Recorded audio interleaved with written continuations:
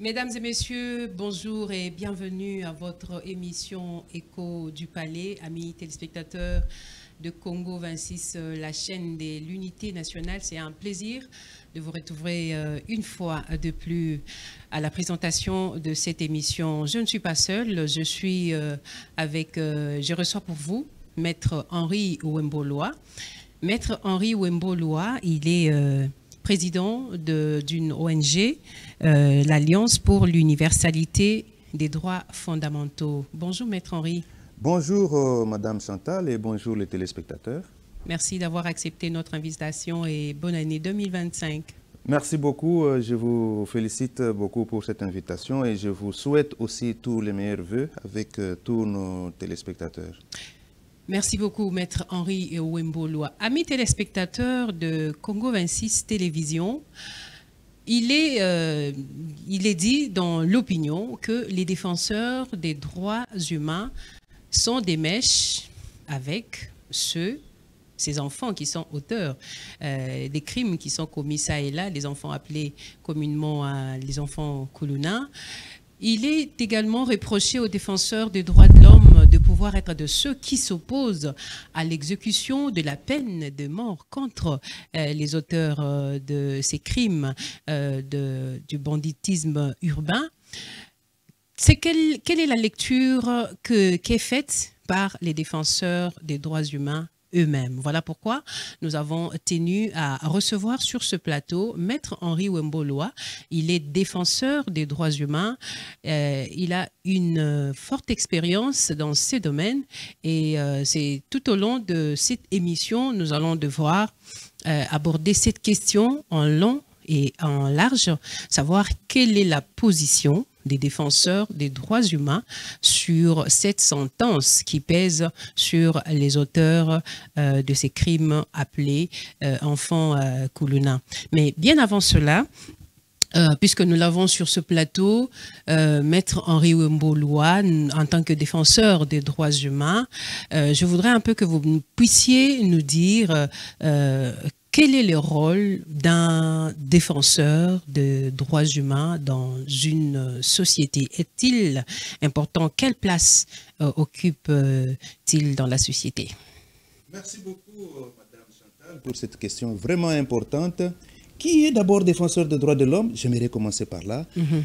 Et défenseur des droits de l'homme, toute personne qui contribue à la promotion et à la protection des droits de l'homme.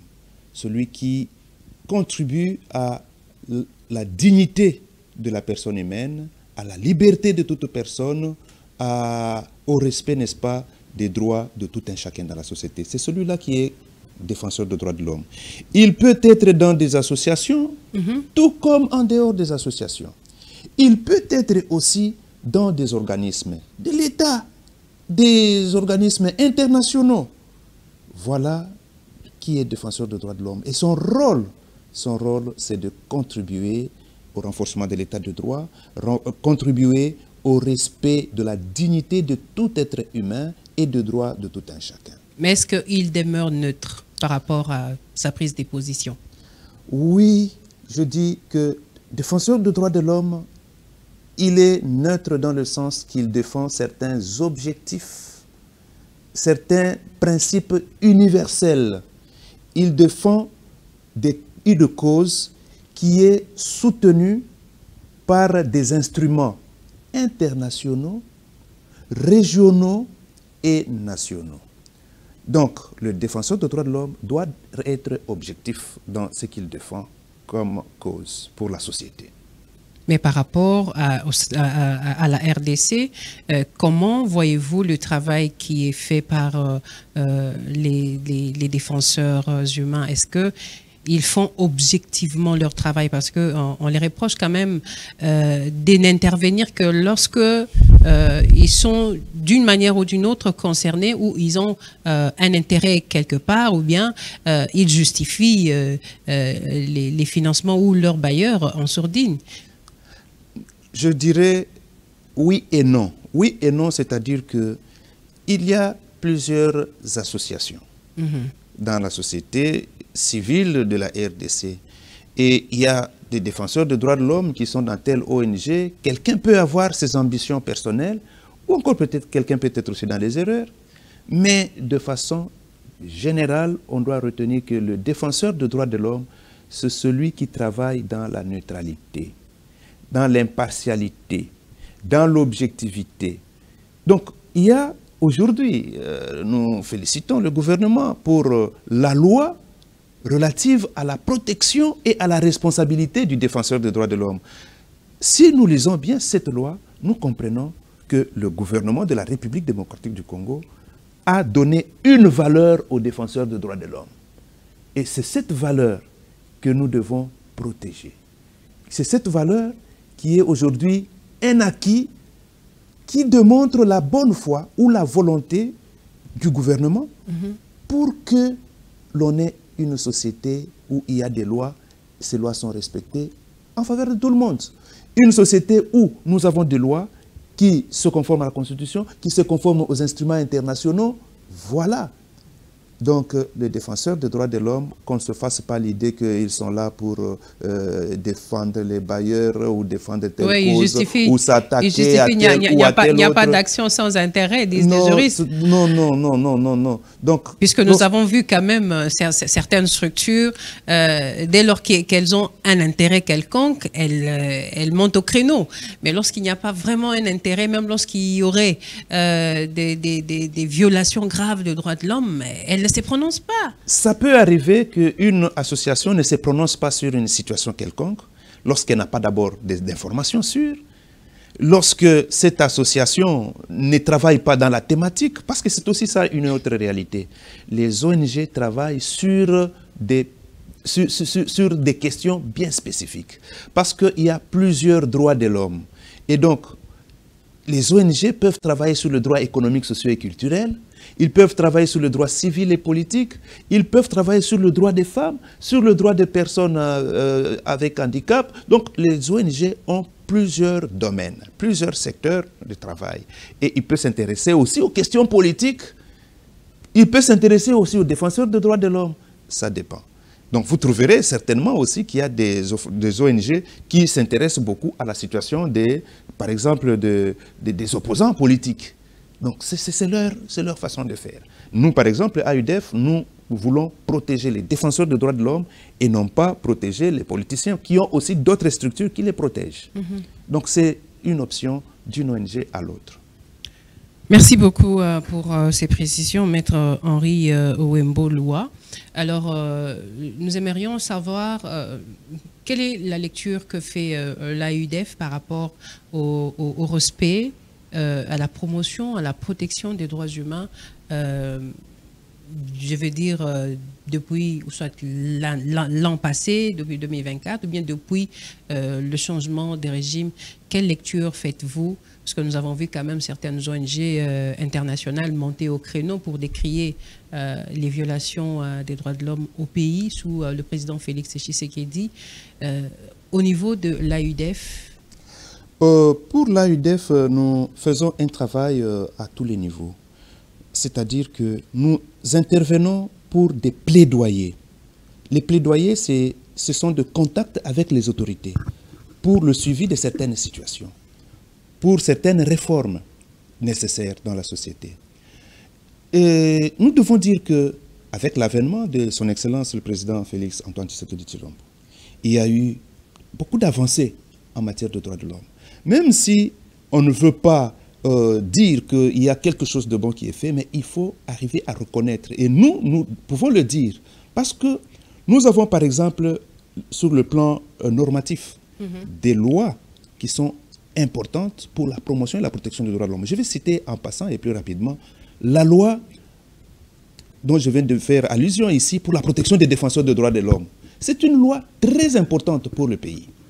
Parce que ici, c'est la volonté du gouvernement pour permettre que toute personne ou tous les défenseurs des droits de l'homme puissent s'exprimer, puissent contribuer au renforcement de l'état de droit, puissent dénoncer des violations des droits de l'homme, puissent, n'est-ce pas, manifester leur opinion.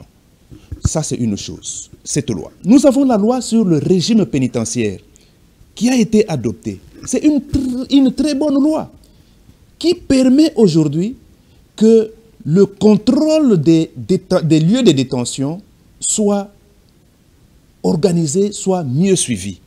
Et on permet aux directeurs de prison de libérer des personnes qui se trouveraient dans les établissements pénitentiaires sans titre de validité. On n'a pas connu ça depuis la loi depuis l'ordonnance de 1965, le numéro 344. Donc ce sont des innovations importantes pour impulser un changement et une réforme en faveur du respect des droits de l'homme. Faut-il qu'on applique aussi ce loi? C'est aussi ça. Justement, c'est la question sur laquelle je devrais rebondir pour dire, sur le plan normatif, comme vous venez de le dire, c'est vrai qu'il y a eu des nouveautés, mais ce n'est pas les lois qui manquent dans ce pays, en fait. Il ne faudrait pas que le manque de la mise en œuvre devienne en lui-même aussi une violation. Nous disons que c'est une avancée, c'est un départ qui est la volonté manifestée du gouvernement à travers, n'est-ce pas, des structures sur le plan institutionnel. C'est très important.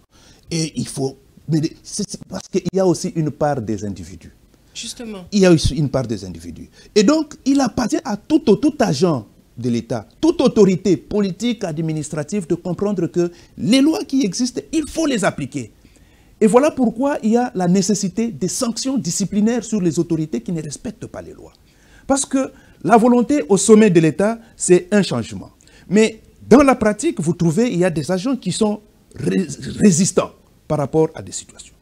Nous avons obtenu une loi très importante aujourd'hui pour les personnes avec handicap. Vivant avec handicap. Les personnes vivant avec handicap. Donc, les personnes vivant avec handicap ont aujourd'hui une loi pour la promotion de leurs droits. Et c'est très important. Et là, il y a du concret. Le concret, c'est quoi? Aujourd'hui, on a toute une administration sur les personnes avec handicap. Et c'est très important pour l'inclusion sociale. Donc, ceux-là qui étaient considérés comme des mendiants, des sans-droits, on reconnaît aujourd'hui à des milliers de personnes à travers le pays qui entrent aussi dans l'administration. Vous avez entendu le chef de l'État a parlé de 40% et 60%. Donc, on reconnaît, on permet de les intégrer dans la société. Ça, ce sont des éléments palpables. Donc, le handicap n'exclut plus personne aujourd'hui. Tout le monde a les mêmes chances d'accéder dans l'administration publique. Oui. Tout le monde a les mêmes droits. Oui, donc ce processus d'inclusion-là, il faut vraiment féliciter le président de la République. Il faut aussi féliciter le ministère qui a été mis en place et son Excellence Maître Irène Essambo qui pilote ce ministère. C'est très important. Ça donne une autre image de la République dans le monde. Aujourd'hui, la RDC au Conseil de sécurité. Mais il va parler aussi des questions des droits de l'homme. Il va aussi toucher à ces problèmes. Bien sûr qu'il y a des violations des droits de l'homme, il faut reconnaître. C'est ça le premier pas vers encore une autre avancée. Reconnaître qu'il y a des violations des droits de l'homme. Dans certains milieux, dans certains lieux de détention, il y a des personnes qui sont en détention de longue durée et elles sont là, ne savent pas pourquoi elles sont poursuivies. Voilà. Et pourtant, je viens de faire allusion à la loi qui a été votée. La loi veut qu'on puisse respecter aussi les délais légaux de détention. Donc voilà, il y a des avancées tant sur le plan normatif que dans la pratique avec les droits civils et politiques, la liberté d'expression, la liberté de manifestation. Aujourd'hui, ce sont des réalités que nous pouvons apprécier par rapport à un certain moment où les gens ne pouvaient pas manifester. Mais lorsque vous parlez quand même des avancées sur les droits liés à la liberté d'expression, tout ça, mais il y en a de ceux-là qui croupissent aujourd'hui à cause de leurs opinions politiques, à cause de leurs opinions. Et jusqu'ici, certaines personnes d'entre elles ne sont toujours pas présentées devant leurs juges naturels. Et donc, oui, tout ça, là, ça contribue au recul tout de même. C'est vrai ce que vous dites. Et voilà pourquoi nous plaidons pour que des mesures soient prises, que toutes les autorités interviennent pour respecter la loi, à tous les niveaux, dans tous les services. Et ça, c'est important. La loi est là, il faut l'appliquer. Mais ceux qui ne les font pas, qu'ils soient sanctionnés. Parce que rien ne sert d'arrêter quelqu'un pendant 1 mois, 2 mois, 3 mois et le garder plutôt que de le présenter devant son juge naturel et qu'il soit jugé. Nous avons aujourd'hui la mesure de grâce collective qui a été prise. Mais nous plaidons pour que cette mesure soit appliquée en faveur de ceux qui peuvent en bénéficier, ceux qui peuvent avoir droit à cela. Et là aussi, ça pose un sérieux problème parce que ces personnes sont en détention sans aucun titre de viabilité, comme vous l'avez dit. Et je dis, la mesure est là, il faut évoluer. Donc, il y a des avancées et il y a aussi des reculs, il y a aussi des défis à relever. Des défis à relever, c'est parmi lesquels, aujourd'hui, nous avons, avec la loi sur le régime pénitentiaire, on a prévu qu'il y ait une direction unique de l'administration pénitentiaire. Pas les militaires de leur côté et les civils de l'autre. Non, voilà, il faut que le ministère de la Justice, voire avec n'est-ce pas, la primature, qu'on puisse prendre une décision et que l'on puisse évoluer. Parce que ça va résoudre beaucoup de problèmes sur ces questions-là. Donc la loi est là. Quelqu'un qui n'a pas un titre de détention ne peut pas rester en prison. On permet même à ce que les personnes qui sont dans cette circonstance poursuivent, intentent des actions contre le directeur de la prison. Ce sont des innovations. Il faut accepter cela. Donc, dorénavant, il y a des défis et on doit évoluer. Dorénavant, ceux qui se sentent touchés, ceux qui sentent que leurs droits sont violés, peuvent intenter une action contre le directeur de l'administration pénitentiaire. C'est la loi qui le prévoit. Si les titres de détention ne sont pas valables, ils peuvent le faire. Donc c'est la loi qui le prévoit, la loi sur le régime pénitentiaire, ce que nous avons, qui prévoit cette possibilité. C'est l'article 27 de la loi sur le régime pénitentiaire actuel. Article 27. Lisez cet article, vous allez comprendre. Et donc, il y a des avancées certaines. Il y a aussi des défis importants à relever. La RDC venait de passer à l'examen périodique universel. C'est qui est le mécanisme des Nations Unies au Conseil des droits de l'homme, où on passe en revue toute la situation des droits de l'homme dans un pays pendant 4 ans et demi. Et donc la RDC est passée par là. Est-ce que cette situation-là, elle est sincère, maître? Effectivement, la présentation de ce rapport au niveau des Nations Unies, est-elle réellement sincère? D'autant plus que vous connaissez en fait ce qui se passe au pays, mais puisqu'il faut vendre positivement l'image au niveau de l'extérieur, on apporte quand même des rapports puisqu'il faut les apporter et parler. On sait que nous, personne ne viendra pour faire la contre-vérification. Non, madame, il y a la contre-vérification existe, il y en a. Et cette année, avec ce régime, vraiment quelque chose de spécial au gouvernement, il y a eu une forte délégation de la RDC au Conseil des droits de l'homme des Nations Unies pour parler, pour suivre les questions et les recommandations d'autres États par rapport à la RDC pour améliorer la situation. Il y a eu aussi des rapports des ONG nationales et internationales. Et bien sûr que il y a une compilation des Nations Unies sur la situation des droits de l'homme. Donc, même si le gouvernement ne dit pas toute la vérité dans son rapport, mais il y a d'autres rapports qui équilibrent la situation pour présenter la vraie situation. Et donc, c'est sur ça qu'aujourd'hui, la RDC a accepté certaines recommandations et devra les mettre en œuvre. Ça, on peut dire coup de chapeau. Donc, il y a des choses qui sont bonnes et il y a des défis à relever. Et toute autorité doit accepter qu'il faut faire face à ces défis pour faire évoluer les choses. Et cela, c'est pour l'intérêt des Congolais, des Congolaises, et c'est aussi l'image du pays à l'extérieur. Et l'on pense que pour élever ces défis-là, où se trouverait le problème? Il y a plusieurs défis. Il y a des défis de moyens de finances. Vous verrez par exemple, à la Commission nationale des droits de l'homme, il y a un grand défi aujourd'hui. Nous nous sommes battus, toute la société civile, pour qu'on puisse obtenir une institution nationale des droits de l'homme, la Commission nationale des droits de l'homme, qui existe. Il y a eu des efforts du gouvernement avec la mandature qui est passée. Le chef de l'État a donné des moyens pour... Ça a permis à la RDC d'avoir le statut A sur le plan international. Mais ce statut est menacé aujourd'hui. Bon, la CNDH dira qu'elle n'a pas les moyens nécessaires pour faire son travail. Et donc, il appartient au gouvernement de donner ces moyens. Mais la CNDH a aussi un rôle très important et capital à jouer pour nous faire maintenir ce statut A sur le plan international. Aujourd'hui, la CNDH pour augmenter les moyens de rémunération des animateurs, les commissaires, on a gelé plus de 300 personnes à travers la République. Donc, de manière concrète et réelle, la CNDH est dépourvue des effectifs sous l'étendue de la République et ne peut pas faire correctement le travail. Ça, c'est aussi un défi. Et le défi est double parce que c'est l'institution qui est chargée de la promotion et la protection des droits de l'homme. Donc, il faut donner des moyens.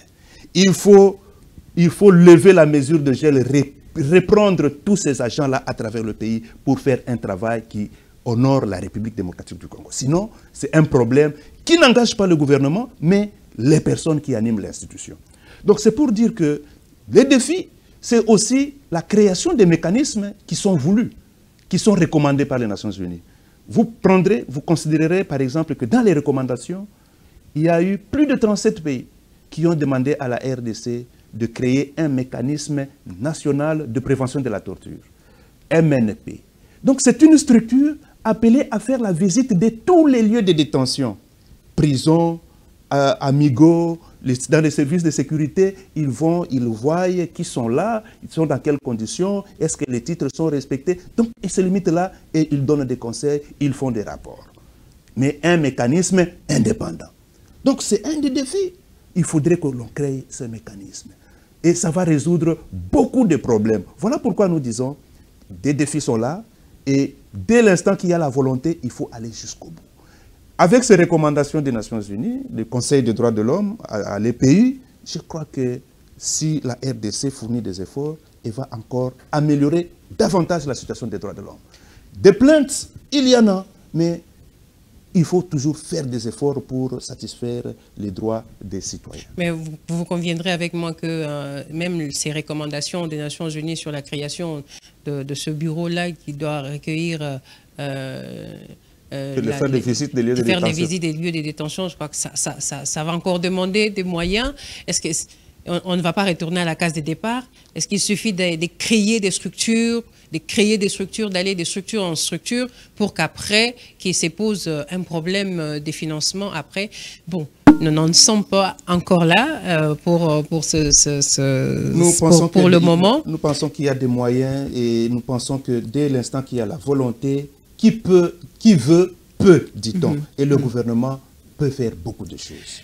Maître Henri Ouemboloa, l'actualité, c'est aussi cette sanction qui pèse sur les enfants appelés communément Kuluna, l'exécution de la peine de mort. Au niveau de l'AUDF, lorsque vous avez appris de la bouche des autorités compétentes que les enfants condamnés, les enfants qui ont été présentés devant le juge devraient subir la peine capitale. Comment vous avez reçu cela en tant que défenseur des droits humains? La première chose, nous pouvons signaler que parmi les personnes arrêtées, nous avons les nôtres qui avons suivi et qui sont intervenus pour obtenir, par exemple, la disjonction des poursuites à l'égard des enfants mineurs. Ça, c'est important. D'abord, il faut ici insister sur ce fait.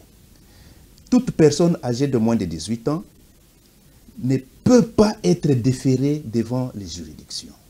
Sinon, c'est une violation des droits de l'homme. Et on peut poursuivre ce magistrat qui se comporte de la manière. Soit il ne connaît pas le droit, soit il le fait expressément.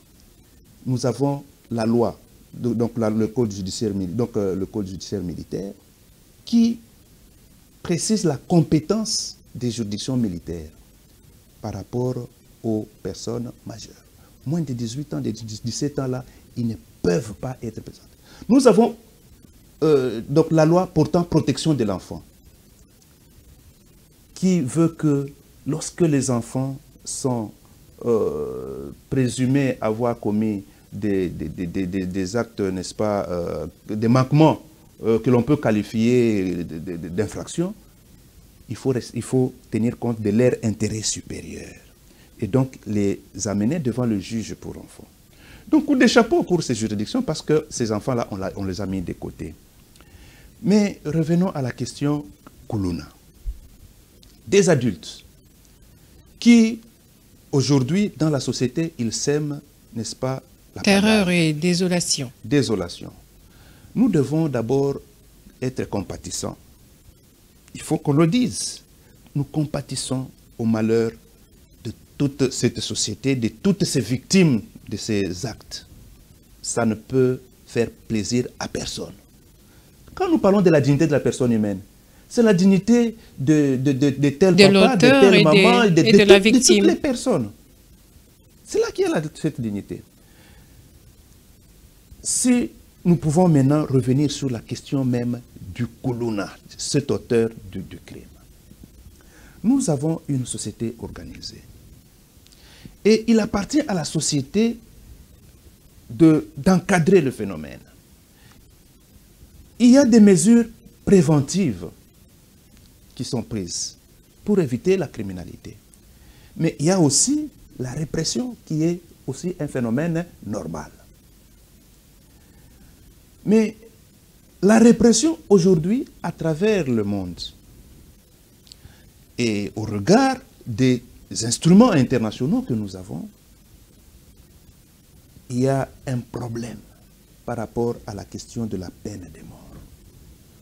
Donc, si on peut dire un mot par rapport à la question de la répression des Koulouna, c'est seulement cette question de la peine de mort.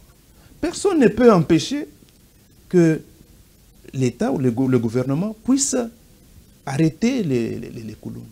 Non, on peut les arrêter et organiser notre système pénitentiaire qui, d'ailleurs, poursuit l'objectif de rééducation. Parce que c'est l'État. L'État ne se comporte pas comme les Koulouna. L'État se comporte en toute responsabilité pour voir comment rééduquer tous les citoyens, pour voir comment les mettre en état, donc hors tout état de nuire. Il y a des mesures qui sont prises et qui sont bonnes à ce sujet-là.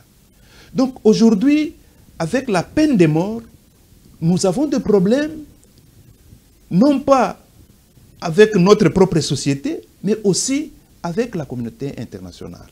Parce que la RDC fait partie des organisations internationales, notamment l'Organisation des Nations Unies, l'Union africaine, l'Organisation internationale de la francophonie, autant d'organisations aujourd'hui dans le monde qui poussent tous les États vers l'abolition universelle de la peine de mort. Abolition universelle de la peine de mort. En Europe, par exemple, tous les États ont aboli la peine de mort. Aucun État ne peut entrer dans l'Union européenne s'il n'a pas aboli la peine de mort. Donc, la question de la peine de mort nous démontre que, avec des recherches, des enquêtes faites à travers le monde, aucun État n'a réussi à faire face à la criminalité parce qu'on exécute la peine de mort. Au contraire, parce qu'en fait, on a aussi remarqué que depuis, c'est vrai, la levée du moratoire, depuis que les autorités ont prononcé dans leur bouche qu'on va exécuter la peine de mort, c'est comme si ça suscitait une certaine colère dans le chef de ces enfants-là, qui du coup deviennent un peu... on ne peut plus les contrôler, quoi. C'est comme si ils font maintenant des choses en âme et conscience et dans le but réellement de nuire. Comme pour dire que peu importe l'exécution de la peine de mort, cela ne nous empêche en rien de continuer dans ce que nous faisons. Ce que nous disons, c'est scientifique, c'est démontrable. Moi, j'ai eu la chance d'obtenir un Master 2 en droit international et européen, de droits fondamentaux de l'Université de Nantes. Et on a des informations précises sur la peine de mort, comme ça se fait au niveau de l'Europe. C'est pareil, un peu pareil en Afrique. Et donc, la criminalité, on ne met pas fin à la criminalité parce qu'on a exécuté la peine de mort. C'est un coup de cœur. Donc, ici, c'est tout simplement une exhortation pour dire que nous ne voulons pas ce qui est fait par les Koulouna, mais nous ne voulons pas non plus qu'on dise ou qu'on exécute la peine de mort. Parce que la vie est sacrée, comme nous le disons dans notre constitution, dans nos lois et dans nos cœurs. Aujourd'hui, nous savons tout être humain est mortel, va mourir. Mais personne n'accepte, ne veut la mort. La vie est sacrée, même celui qui la vie est sacrée pour la personne qui va rester en vie, mais cette personne a ôté la vie à une autre personne. Et cela ne signifie pas que la vie humaine n'est plus sacrée. Elle reste et elle restera toujours sacrée. Nous surmontons un peu les événements ou les faits pour dire cherchons des solutions aux problèmes qui se posent. Il y a des grands témoignages sur des personnes qui ont été victimes de l'assassinat de leurs proches. Une maman qui a été victime, on a tué son enfant, il se retrouve face à un enfant poursuivi. Pour peine de mort, on doit l'exécuter. La maman va causer avec le garçon. Il dit que moi, ce que je fais, c'est parce que moi, je n'ai pas de parents. Je fais ça parce que moi, je n'ai pas de parents. Finalement, c'est cette maman qui a récupéré l'enfant qui a tué son enfant. Donc, il y a des réalités graves par rapport à cette question-là. Donc, essayons de lire la question des droits de l'homme dans le monde. Mais on va dire que tout le monde ou la population ne veut pas, veut qu'on puisse exécuter. Oui, ça, c'est la masse. C'est là qu'on vous pointe du doigt, vous, les défenseurs des droits humains. Et l'on dit, ah, wabazo katabatu, bino bato défenseur des droits de l'homme, boza wapi. Et vous ne vous levez que lorsque on veut exécuter la peine. Là, vous levez le doigt pour dire, non, il faut accorder une seconde chance à cet enfant-là, à ces criminels-là. Nous nous levons de tous les temps. Avant que ce phénomène arrive, nous nous levons. Aujourd'hui, il y a des gens qui sont en train de faire les plaidoyers pour les droits économiques, sociaux et culturels, de manière que les gens soient payés, les gens qui puissent avoir du travail. Tout ça, ça contribue à ces événements-là. Et donc, on peut éviter aujourd'hui ce que nous sommes en train de vivre lorsque on récupère ces jeunes gens qui sont dans les maisons, qui sont connus de tout le monde, qui sont connus dans le quartier. On les récupère, on voit comment on peut les réorienter dans la société. Voilà ce qui est le plus important. Voilà ce qui va démontrer que nous réfléchissons et nous cherchons des solutions aux problèmes qui sont les nôtres. Ils sont là aujourd'hui dans la cité en train de circuler. Un papa qui est un militaire, qui se dit non, moi je ne suis pas payé, moi je ne se débrouiller dans dengue. Oui, moi j'ai un témoignage d'un papa qui aurait donné une machette à son enfant pour que cet enfant puisse aller faire le koulouna sur la route et lui apporter quelque chose à manger à la maison. Et vous allez condamner l'enfant, mais vous laissez le papa. Et le papa va vous dire non, l'enfant a tué, il faut le tuer. On a suivi aussi un témoignage dans ce sens. Mais on a suivi aussi, on suit des témoignages. Quand on arrête, ce sont les parents qui vont pleurer devant toutes les autorités. Donc c'est un réel problème. Ça fait mal, mais l'État n'est pas dans les émotions. Les émotions, c'est pour nous les individus. Mais l'État ne peut pas être dans les émotions. L'État est au-dessus de la mêlée. Et voilà pourquoi nous disons, aujourd'hui, l'État peut réorganiser, peut redonner le pouvoir au chef du quartier. Le chef de quartier, qu'on lui donne le pouvoir qu'il mérite. C'est le chef de quartier qui peut connaître que dans cette maison, il y a un koulouna. Dans cette maison, il y a des nouveaux venus. Mais les chefs de quartier passent inaperçus. Ils ne font presque rien. Qu'on leur donne le pouvoir qu'il est le leur. À tous les niveaux, que l'on donne le pouvoir aux agents de l'État pour qu'ils soient à l'œuvre. Donc c'est de cette façon-là qu'on peut arriver à mettre fin à certaines situations. Vous savez que même il y a les substituts pénaux. Les substituts pénaux, c'est quoi? Il y a certaines rues, certains milieux où il y a obscurité. Il suffit que ce soit à 18h, 19h, vous passez par là, on vous ravit votre bien. Mais essayez de mettre du courant cette place-là. Les criminels fouillent loin, ils vont là où il y a l'obscurité. Ce n'est qu'une expression, mais c'est tout aussi une vérité. Il y a beaucoup de choses que l'on peut faire pour chasser loin ces criminels. Maître Henri, nous sommes en train de finir. C'est vrai que vous avez évoqué certaines... vous avez parlé de certaines propositions que vous faites aux autorités pour combattre dans la paix ce phénomène, notamment la réorientation de ces jeunes, mais aussi l'amélioration des conditions sociales, même des parents ou de ces enfants-là. Nous sommes en train de finir. Alors, je voudrais vous demander si vous avez un mot un mot de la fin pour que nous puissions boucler complètement cette émission, tout en sachant qu'il y a quand même une procédure pour exécuter ces enfants-là. Ce n'est pas parce qu'on a eu à proclamer ou à dire le droit à prononcer la sentence qu'automatiquement ces enfants sont exécutés. Ils bénéficient quand même d'un droit, d'un recours. Merci beaucoup, Madame Chantal. Je sais que vous êtes un juriste chevronné. Je vous souhaiterais que vous puissiez aussi prêter serment, comme ça vous attaquez les choses. Madame, c'est vrai, la question de la peine de mort nécessite, n'est-ce pas, une bonne justice.